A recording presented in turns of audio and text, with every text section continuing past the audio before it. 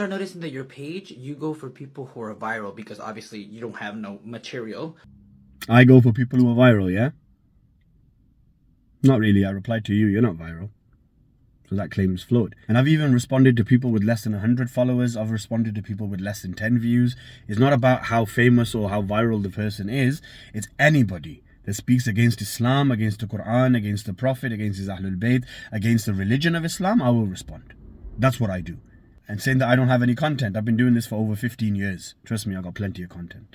Go to Surah 9 verse 29-30. Mohammed says, and I killed those who don't believe in Allah and his messenger. So chapter 9 verse 29 and verse 30, no, it doesn't say that. Again, he's lying. It's 2025, man. People can check the verse online. Here's the verse. Where does it say, here's the verse, where does it say in the verse that the Prophet said, I killed those who don't believe? Stop lying, the verse doesn't say that.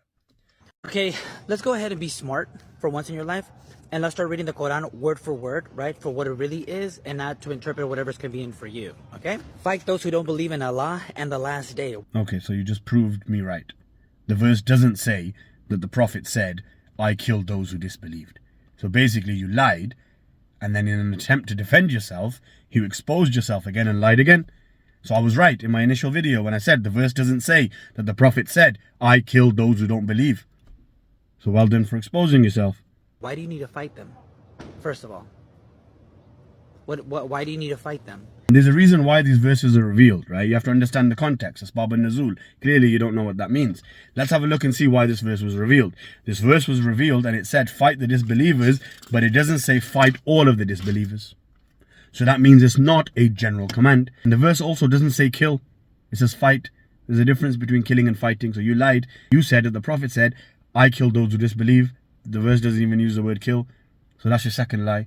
So after it tells you to fight them, it says there, nor comply with what Allah and his messenger has forbidden, nor embrace the religion of the truth from those who were given the scripture. So that means we have to be forced into your cult if we don't believe it. Then we look at Tafsir Burhan here. It says, if they accept the tax, it is forbidden for us to take them as captive and their money is forbidden. So where's the forced conversions? And then furthermore, it tells you there that until they pay with tax. Why do you need to charge people for your cult if they don't believe in it? Then the verse says, until they pay tax willingly. So they're not forced to pay. You never heard of tax? Even literally the country that you're living in right now, you're paying tax to the government. And if you refuse to pay the tax, try it. Try not to pay the tax in the country you're living in and see what they do to you. And if people can't pay it, what happens? You get killed, right? And that's your third lie.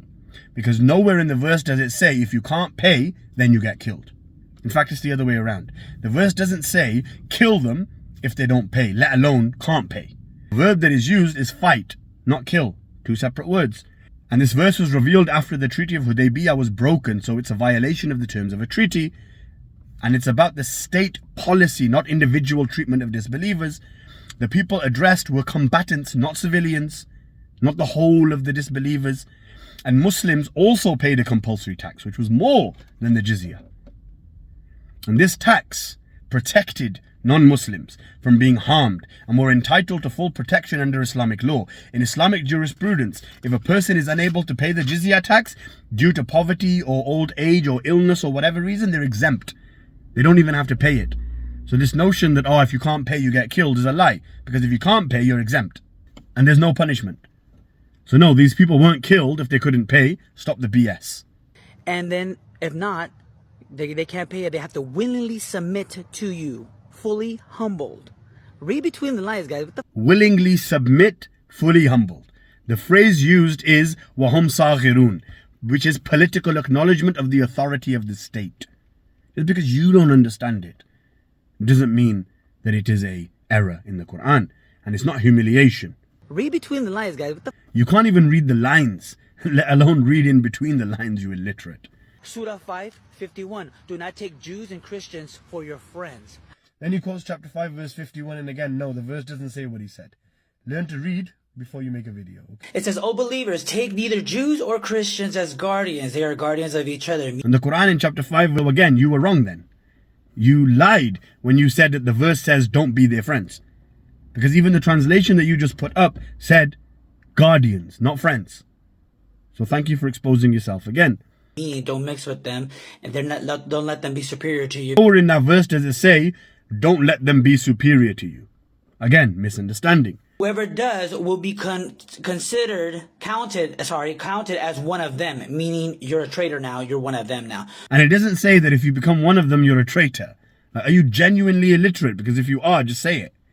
Because so far you've lied like 4 times. That means we're not friends, okay?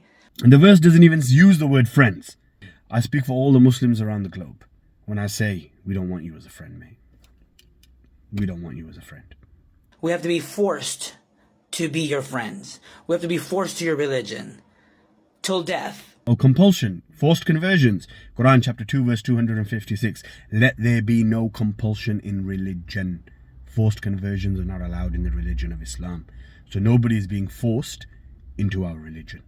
That means counted. That means